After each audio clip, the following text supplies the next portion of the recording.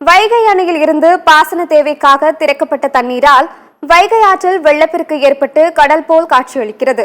71 அடி உயரம் கொண்ட வைகை அணையில் இருந்து பாசன தேவைக்காக தண்ணீர் திறக்கப்பட்டுள்ளது. இதனால் நேற்று இரவு முதல் மதுரை வைகை ஆற்று பகுதியில் வெள்ளப்பெருக்கு ஏற்பட்டுள்ளது. இதனால் கோரிப்பாளையம் மேம்பாலத்தின் பகுதியாக ஆற்றுக்குள் 190 கோடி மதிப்பீட்டில் கட்டப்பட்டு வரும் கட்டுமான பணி தற்போது தற்காலிகமாக நிறுத்தப்பட்டுள்ளது.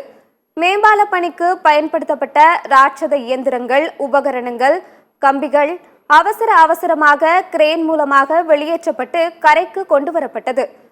மாநகர் பகுதியில் உள்ள வைகை ஆற்று பகுதியில் தண்ணீர் இரு கரைகளையும் உரசியவாறு பெருக்கெடுத்து ஓடுவதால் மதுரை யானைக்கால் தரைப்பாலத்தை ஒட்டிய சர்வீஸ் சாலைகளில் வெள்ள நீர் சூழ்ந்துள்ளது.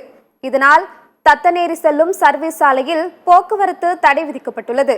மேலும் வைகை ஆற்றில் இறங்கி குளிக்கவோ கால்நடைகளை மேய்க்கவோ கூடாது என்று ஒலிபெருக்கி மூலம் அறிவுறுத்தப்பட்டு வருகிறது. போலீசார் ரோந்து பணியில் ஈடுபட்டுள்ளனர்.